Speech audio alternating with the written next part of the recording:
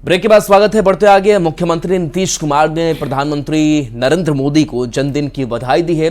Social media site x पर CM Nitish ने लिखा है कि आदरणीय प्रधानमंत्री नरेंद्र मोदी जी को जन्मदिन की हार्दिक बधाई और शुभकामनाएं। उनके स्वस्थ एवं दीर्घायु जीवन की कामना है। आज 74वां जन्मदिन प्रधानमंत्री नरेंद्र मोदी का, और ऐसे में मुख्यमंत्री नीतीश कुमार ने भी प्रधानमंत्री को बधाई दी है, उनके दीर्घायु जीवन की कामना की है। ये पोस्ट है, एक्स पर पोस्ट किया है, जिसमें उन्होंने जन्मदिन की बधाई शुभकामनाएं दी है और स्वस्थ एवं दीर्घायु जीवन की कामना नीतीश कुमार ने की है।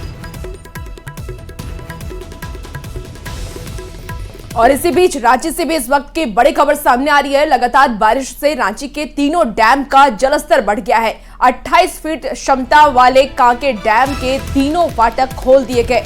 हटिया और रक्का डैम का जलस्तर भी बढ़ा है। हटिया डैम की क्षमता 39 फीट, फिलहाल 31.11 फीट पानी है। बता दें आपको कि रक्का डैम की क्षमता 36 फीट, फिलहाल 32 फीट पानी है। तो रांची से इस वक्त की आपको एक बड़ी खबर बता रहे हैं, जहां पे रांची के तीनों डैम का जलस्तर अब बढ़ गया है। 28 फीट क्षमता वाले कांके डैम के तीनों फाटक खोल दिए गए। हटिया और रक्का डैम का जलस्तर भी बढ़ा है।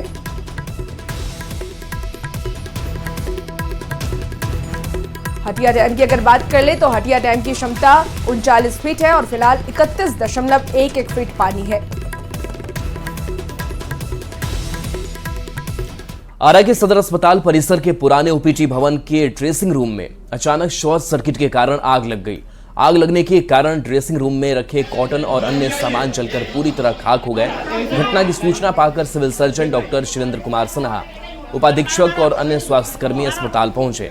फायर ब्रिगेड की 3 गाड़ियां भी मौके पर पहुंची और आग पर काबू पा लिया गया। सिविल सर्जन के मुताबिक ओपीडी भवन में एक पुराना ड्रेसिंग रूम था जो फिलहाल बंद था। उसी में शॉर्ट सर्किट के कारण आग लगी थी, लेकिन समय रहते आग पर काबू पाने से किसी तरह का कोई नुकसान नहीं हुआ।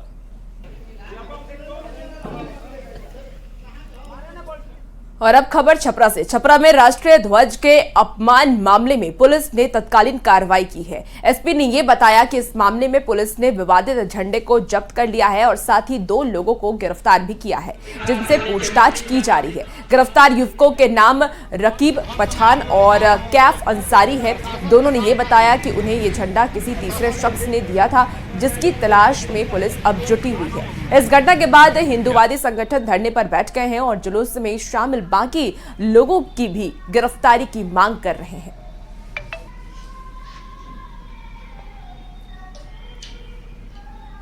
तो बता दें आपको कि छपरा में कल एक विवादित झंडा देखने को मिला था, जहां झंडे पर चांद और तारा बना हुआ था, जिसकी तस्वीरें भी आप देख पा रहे हैं। ये 2 तस्वीरें आपको दिखा रहे हैं। और इसी जुलूस में शामिल हुए लोगों की गिरफ्तारी की मांग अब हिंदू संगठन की तरफ से की जा रही है। 2 तस्वीरें इस वक्त आपकी टीवी स्क्रीन पर, जहां एक तरफ धरना प्रदर्शन करते लोग नजर आ रहे हैं और दूसरी तरफ वो विवादित झंडा आपको दिख रहा होगा। कार्रवाई करते हुए 2 युवकों को जो झंडा लहरा रहे थे उनको गिरफ्तार कर लिया गया है। पिकअप वाहन को जब्त कर लिया गया है और जो कथित रूप से झंडे का बिगड़ा हुआ स्वरूप है उसको भी जब्त कर लिया गया है। इसमें शामिल एक और अन्य व्यक्ति की बात आ रही है जिसने उन दोनों को झंडा दिया था, उसकी तलाश जारी है और हम लोग उस पर भी जल्दी से जल्द कार्रवाई कर लेंगे। अभी मुख्य अभियुक्त गिरफ्तार नहीं हुआ है और लाइसेंसधारी अभी ये भी नहीं हम लोग को जानकारी है कि लाइसेंस यहाँ से निर्गत है या नहीं है। अगर निर्गत है तो जिसके नाम से निर्गत है उस व्यक्ति का अविलंब गिरफ्तारी होनी चाहिए। उसके लिए हम लोग शांतिपूर्वक अपना धरना थाने के समक्ष सामने में बैठ कर रहे हैं और जब तक लाइसेंसधारी की गिरफ्तारी नहीं हो रही है, मुख्य अपराधी अभियुक्त जो है देशद्रोही जो उसकी गिरफ्तारी नहीं हो रही है, तब तक हम लोगों का धरना चलता रहेगा। भेटा के कंचनपुर गांव में कब्रिस्तान की जमीन को लेकर ग्रामीण और प्रशासन के बीच ठन गई है। गांव के हिंदू पक्ष का आरोप है कि प्रशासन कब्रिस्तान की 15 डिसमिल जमीन के बदले 1 एकड़ 15 डिसमिल जमीन की घेराबंदी कर रहा है। विवाद बढ़ने के बाद पूरा गांव पुलिस छावनी में तब्दील हो गया है। कब्रिस्तान की जमीन को लेकर बवाल, प्रशासन पर जमीन हड़पने का आरोप, 2 समुदाय के बीच तनाव, पुलिस छावनी में तब्दील हुआ गांव।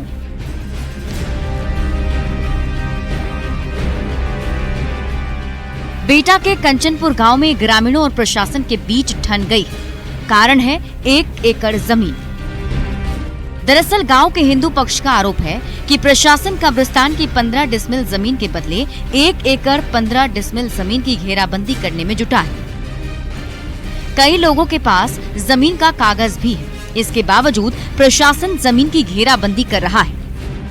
अभी 2018 से ऐसा हम लोग को सुनने में आया है कि यहाँ के मुस्लिम पक्ष के लोग एप्लीकेशन दे करके और एक तरफा इस पे टेंडर पास करवा लिए और बाकी ग्रामीणों को बिल्कुल अंधेरे में रखा गया था। किसी को कुछ पता नहीं था। जब यहाँ जमीन पे काम शुरू हुआ, लोग आए, तब हम लोग को पता चला कि ये पूरा जमीन नापा जा चुका था।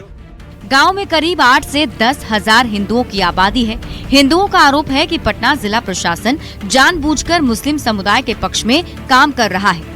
गांव के लोगों का कहना है कि 1 एकड़ गैर मजरूआ आम जमीन जिसका हिंदू मुस्लिम दोनों समुदाय के लोग उपयोग करते थे, उसे कब्रिस्तान की जमीन में तब्दील किया जा रहा है।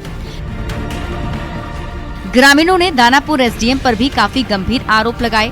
ग्रामीणों का आरोप है कि दानापुर एसडीएम ने विरोध करने पर गिरफ्तारी से लेकर गोली मारने तक की धमकी दी है। ये जो 1 एकड़ 15 डिसमिल टोटल जमीन है, जिसमें से 15 डिसमिल खतिहान के नाम से दर्ज है और 1 एकड़ जमीन आम गैर मजरूआ है।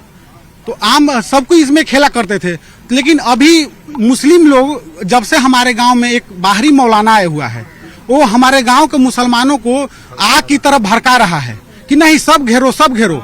एसडीओ साहब नए आए हैं, आईएएस आए हैं, हम लोग बोले भी इतना माने आवाज में बोले कि हर ग्रामीण आदमी डर गया कि भाई मान लेते हैं कि पढ़ने लिखने वाला आदमी है तो डर से कोई बोल नहीं पाया। हम भी बोले थे तो बोले कि नाम लिखिए, तो हम नाम बताए कि लिखिए भाई अपना नाम, हमरा क्या होगा नाम लिखने से। 15 डिसमिल है, 15 डिसमिल ले ले, 15 डिसमिल की जगह 1 डिसमिल फालतू ले गए, कोई दिक्कत नहीं है सर, कोई दिक्कत नहीं है। आइए बताइए सड़क कहाँ ले भराया था, देखा जाए अभी सामने ये ऊपर से गाड़ा हुआ है। अभी भी धमकी दी हम कि ठीक है, हम मार दीजिए गोली, कोई बात नहीं है। ग्रामीण दीवार बनाने का काम रोकने की मांग कर रहे हैं। हालांकि जब डीएसपी से ग्रामीणों के विरोध और 4 दीवारी निर्माण का काम रोके जाने पर सवाल पूछा गया तो उन्होंने काम बंद होने की बात से इनकार कर दिया। ठीक है, कुछ ऐसा समस्या नहीं है की समस्या है? नहीं, कोई व्यवस्था समस्या नहीं, सब शांतिपूर्वक है। बाउंड्री को रोका गया है क्या? नहीं, रोकाने का काम चल रहा है। सीधे तौर पे खतिहान जो है उसको उसका जो कागजात है उसमें साफ तौर पे 15 डिसमिल की बात सामने आ रही है। अब क्या सर्वे हुआ नहीं हुआ, ग्रामीणों को इस बात की जानकारी नहीं है और यही कारण है कि उनमें फिलहाल बेहद नाराजगी देखी जा रही है। डीएसपी समेत तमाम अधिकारी यहाँ गांव में पहुंचे हुए, स्थिति काफी तनावपूर्ण है और हालांकि न्यूज 18 ने डीएसपी से बात की तो उनका कहना है कि फिलहाल स्थिति को देखा जा रहा है और सॉर्ट आउट करने की कोशिश की जा रही है। जो आला अधिकारियों का आदेश है उसको किया जाएगा, लेकिन फिलहाल ग्रामीण इस बात के लिए तैयार नहीं है कि यहाँ पर जो 4 दीवारी है, जो बाउंड्री है कब्रिस्तान की, वो की जाए, क्योंकि 15 डिसमिल जमीन ही कब्रिस्तान की बता रहे हैं। कैमरा पर्सन दीपक के साथ संजय कुमार, न्यूज 18, बिहटा, पटना। और अब आपको बताते हैं कि बिहटा के कंचनपुर में कब्रिस्तान पर कोहराम क्यों मचा हुआ है। दरअसल कंचनपुर में ग्रामीण प्रशासन आमने सामने है। कब्रिस्तान की 15 डेसिमल जमीन है और लोगों ने प्रशासन पर यह आरोप लगाए हैं कि अधिक जमीन की घेराबंदी करा रहा है प्रशासन। 1 एकड़ अधिक जमीन की कराई जा रही है घेराबंदी। बता दें आपको कि गांव में 8 से 10 हजार हिंदू रहते हैं। देखिए, प्रशासन पर मुस्लिम समुदाय के पक्ष में काम करने का आरोप है। इसके साथ साथ गैर मजरूआ जमीन को कब्रिस्तान बनाने का भी आरोप लगाया जा रहा है। दानापुर एसडीएम पर लोगों ने कई गंभीर आरोप लगाए हैं। बता दें कि गिरफ्तारी, गोली मारने की धमकी का आरोप ये गांव वाले लगा रहे हैं। और देखिए, ये लगातार इसको लेकर के अब प्रशासन की तरफ से पे सवाल भी अब स्थानीय लोग खड़े कर रहे हैं। चलिए खबरों में आगे बढ़ेंगे। पूर्णिया के खजांची हाट थाना क्षेत्र में एक युवक ने अपने शरीर पर केरोसिन छिड़ककर कई देर तक हाई वोल्टेज ड्रामा किया। युवक ने दोनों हाथों में देसी कट्टा लेकर के पहले 3 से 7 राउंड फायरिंग की और फिर अपनी पत्नी को बंधक बना लिया। इस दौरान सीडीपीओ सहित कई पुलिस वाले घंटों परेशान रहे। युवक के मुताबिक 10 साल पहले उसने लव मैरिज की थी और उसकी शादी से उसके माता पिता खुश नहीं थे। उनकी पत्नी भी उनके साथ नहीं रहना चाहती थी और इसीलिए वो अपनी पत्नी से बात करने आया था, लेकिन जब उसकी पत्नी से बात नहीं की तो फिर उसने ये कदम उठाया और उसे ये करना पड़ा, ऐसा उसका कहना है। देखिए, ठीक है, कोई जात पात नहीं देखे, ठीक है, हमको इसे कोई लेना देना नहीं है, गार्जियन का है कि जात पात है, ठीक है, पासवान है, ब्राह्मण है, नहीं माना, इसको लेके रहे, ठीक है। आपको पता है कौशल, एक कौशल मतलब नहीं रहेंगे साथ में, ठीक है, नहीं माना, अभी नहीं मान रही है, सारा गलती जो भी गलती है वो मेरा ही है, इसका कोई गलती नहीं, बहुत इसका कहना यही है। तो लगता है कि बहुत मानसिक तनाव में था, पति पत्नी का संबंध अच्छा नहीं था।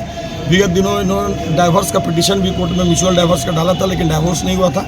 पत्नी भी अब इसके साथ नहीं रहना चाहती थी। ये जब शादी किया था वर्ष 2014 में, तो 16 साल की उम्र की हमको लगता है कि इसकी पत्नी होगी, और ये 18 साल का है। अभी 14 से 10 साल हो गया है।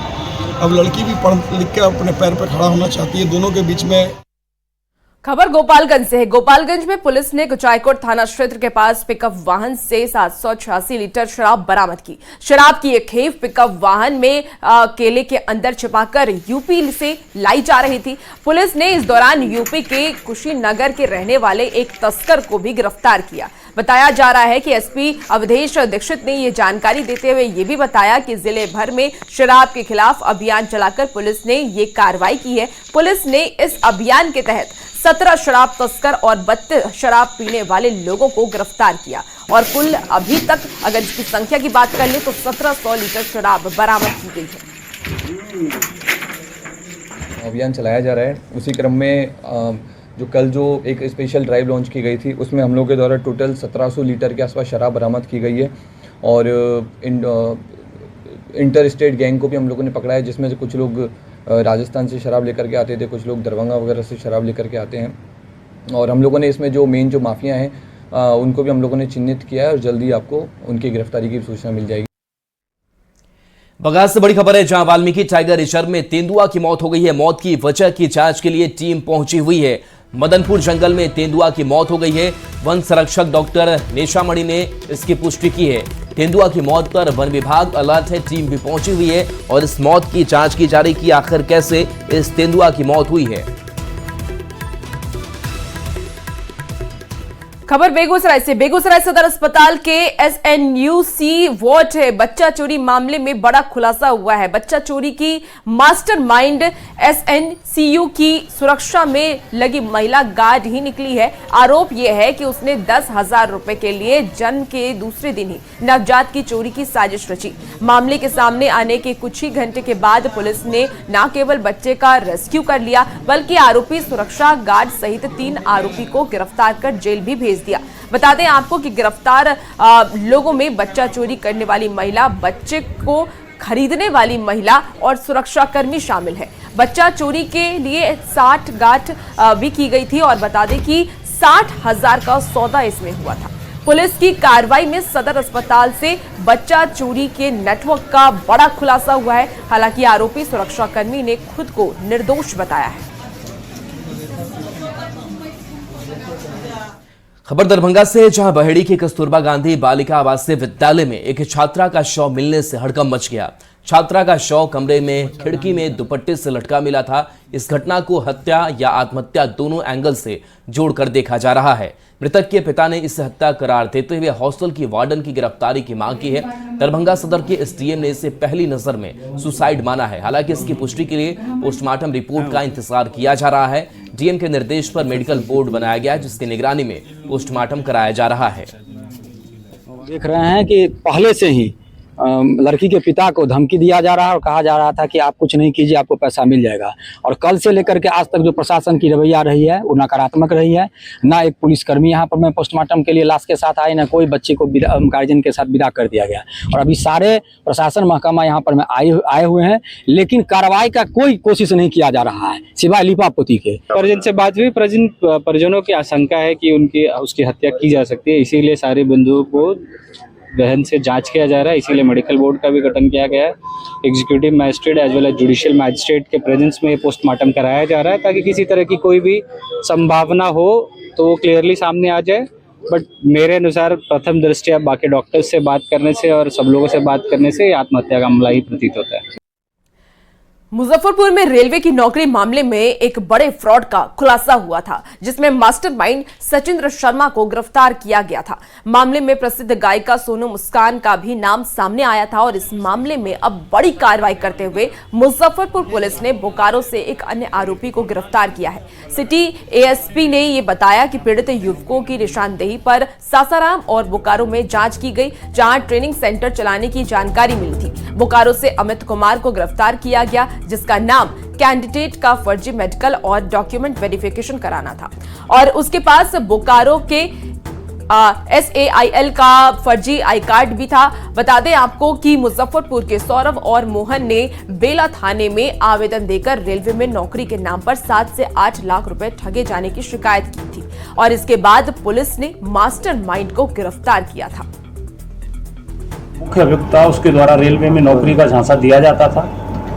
तत्पश्चात उसको जॉइंट लेटर भी जारी कर दिया जाता था और तब उस व्यक्ति से कहा जाता था कि आपकी नौकरी पक्की हो गई है और आप मेडिकल कराने के लिए बोकारो में जाइए, आप स्टील अथॉरिटी ऑफ इंडिया के प्लांट में। तो वहाँ जो व्यक्ति इनका मेडिकल करवाता था, जो लाइजनिंग करता था, उस व्यक्ति की आज गिरफ्तारी हुई है और उस व्यक्ति को ट्रांजिट रिमांड पर लाते हुए हम लोगों को 48 आवर्स का ट्रांजिट रिमांड मिला था और उसमें हमने इंटरोगेशन किया। पूछताछ के क्रम में बहुत सारी चीजें आई हैं। मुजफ्फरपुर में लोगों को जख्मी करने वाले तीसरे गोल्डन जयकाल की सड़क दुर्घटना में मौत हो गई। वन विभाग की टीम ने जयकाल की डेड बॉडी को कब्जे में ले लिया। बता दें कि मुजफ्फरपुर के मुशहरी प्रखंड और कुर्नी प्रखंड में एक के बाद एक कई लोगों पर गोल्डन जयकाल ने हमला कर जख्मी कर दिया था। वन विभाग की टीम गोल्डन जयकाल को खोजने में जुटी थी। एक के बाद एक कुल 3 गोल्डन जयकाल की सड़क हादसे में मौत के बाद अब लोगों ने राहत की सांस ली है। पूछताछ के क्रम में पता चला कि जब धक्का लग गया तो बच्चे लोग जो हैं वो इसके गले में रस्सी लगा के घिसिया रहे थे। तो हमने बोला कि भाई ऐसा तो नहीं करना चाहिए, आप लोगों को मना करना चाहिए था, लेकिन अब सब लोगों की सोच अलग अलग है, उसको हम बदल नहीं सकते। तो वो तो पशु है, मरने के बाद भी उसके साथ क्रूरता किया गया, ये अच्छी बात नहीं है। हम अभी इसका पोस्टमार्टम करेंगे और ये मृत्यु का सही कारण का जानने का कोशिश करेंगे।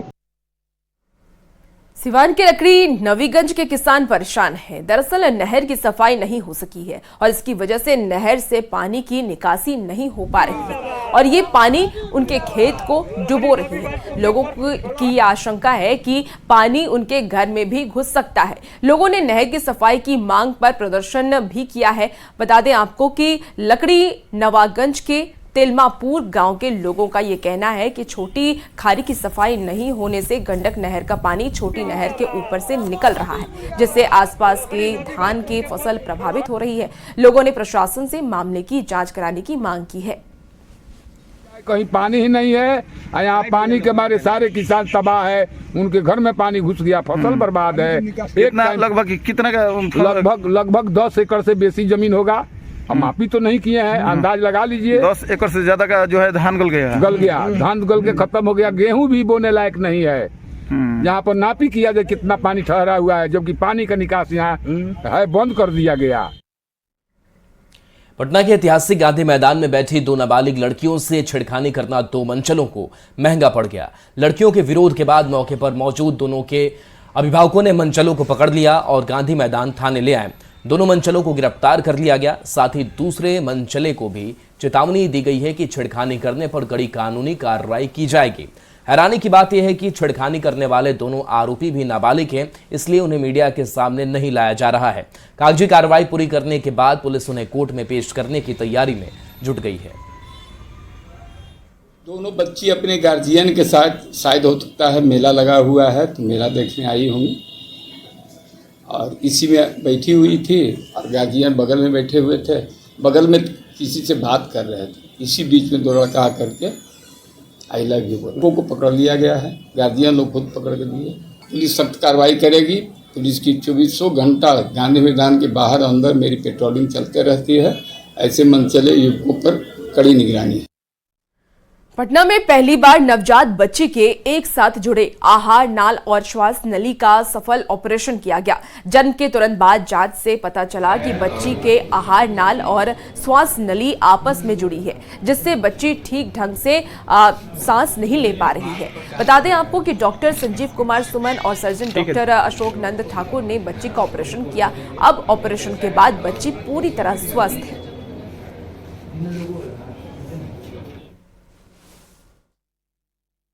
जटिलता यही थी कि इसका सांस नली और आहार नली अंदर एक था, जिसको ऑपरेशन के तहत ही उसका इलाज था।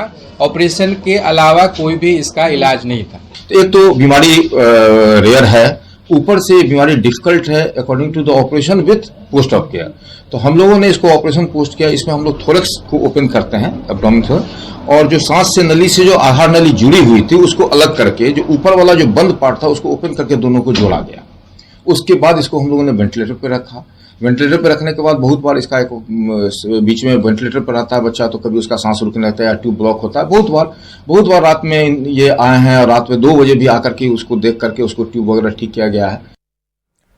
मुजफ्फरपुर में कुर्नी प्रखंड के रामचंद्रा चौक के पास कुआं में एक अजीब जानवर दिखा। इसे देखने के लिए लोगों की भीड़ जुट गई।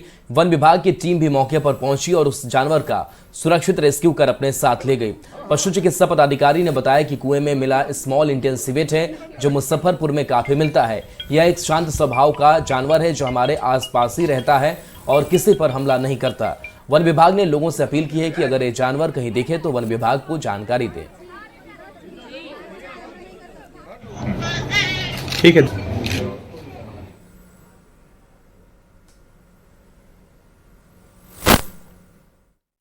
मनुष्य के नजर से दूर रहते हैं। इस तरह का अपने देखे हुए जानवर के अलावे अनदेखे जानवर को देख के कौतूहल जाग जाता है और डर जाते हैं। तो ये हम लोगों का काम है कि लोगों को जागरूक करना कि ये जानवर ऐसा होता है, ये जानवर ऐसा होता है, आप इससे डरे नहीं।